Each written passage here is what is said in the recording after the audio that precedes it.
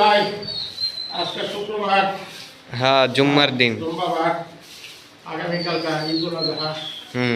মনে করেন যে মসজিদ ঝাড়ু দেওয়া এটা একটা বিশাল ব্যাপার, সবার ভাগ্য হয় না। আমি চেষ্টা করতেছি মনে করো যে আল্লাহর ঘর ঝাড়ু দিতে।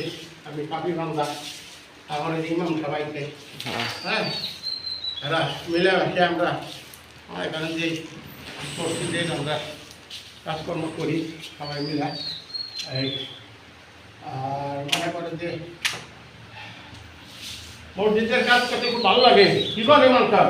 ইনশাআল্লাহ এটা দুনিয়া এবং আখিরাতের জন্য আমরা এগুলো করে যাবো,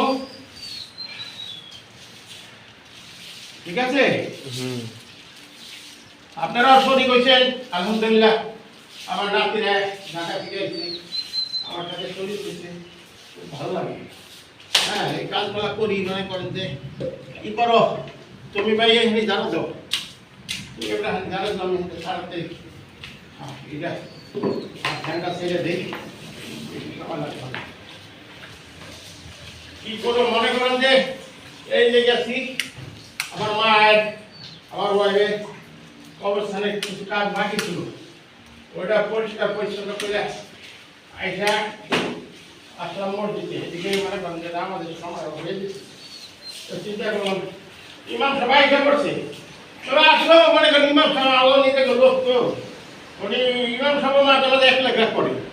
তা আমরা আমিও বলছি যে না আপনার আমাকে নেতা, আমাকে নেতা আপনার কোনো লাগবে না, আমি গেলাম মসজিদের খাতেন, আমি করে দেবো, অসুবিধা নেই ইনশাল্লাহ, চিন্তা করে দেবো। আপনি করবেন না, অসুবিধা তো নাই, কোনো অসুবিধা নেই। কি বলেন? মসজিদের কাজ করা সবার আগে তুলি মনে করেন আমি করি পাপি বান্দা, মাফ করে। হ্যাঁ, দুনিয়ার শান্তির জন্য না, আখিরাতের শান্তির জন্য আমরা কাজ করি। কারণ দুনিয়ার কি চাই আমাকে দুনিয়ার দরকার নেই। যাই হোক, যে যেখানে আছে আপনারা মসজিদের জন্মদান খরচ করেন। আমাদের মোল্লাবাড়ি আল-আকসা জামে মসজিদ, এই মসজিদে আপনারা ইচ্ছা করলে দান করতে পারবেন। এটা আমি বাংলাদেশের একজন মুক্তিযোদ্ধা, এরপরে আবার ৮০ দশকে সেই ইসরায়েলের বিরুদ্ধে যুদ্ধ করতে গেছিলাম, ইহুদিদের সাথে আমরা যুদ্ধ করছি। সেখানে বাংলাদেশের প্রায় ৮,০০০ বাঙালি আমরা যুদ্ধ করছি। সেই যুদ্ধে প্রায় ১০,০০০ আমরা বন্দী হয়ে গেছি। তার মধ্যে ৪৭৪ জন বাংলাদেশের, তার মধ্যে আমি একজন। দীর্ঘ ৬ মাস ইসরায়েলি জেল খেলা, কি নির্যাতনতে সইছি, আজও মনে করেন রাত্রে ঘুমাইতে পারি না। এই যে ব্যথা শরীরের, সেই ইতিহাস আপনারা হয়তো সবাই জানেন না যে সে কি ইসরায়েলের তো জানেন, চোখের পলকে গুলি করে মেরে ফেলা।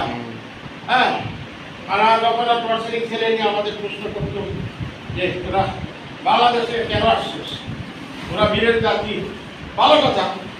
আমাদের সরকার তখন স্বীকৃতি দিয়েছিল, সরকার তখন সরকার স্বীকৃতি নেয় নাই, তোরা দিতে গেছিস।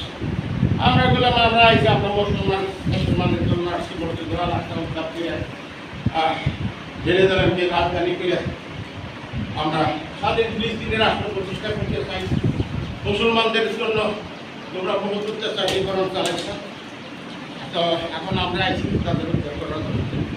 কত কিছু ভয় নাই, ভয় করলে আমরা বিরোধী যাব, ভয় নেই। যাক, সবাই দোয়া করবেন, সবাই ভালো থাকবেন। আল্লাহ হাফেজ। আমাদের জন্য দোয়া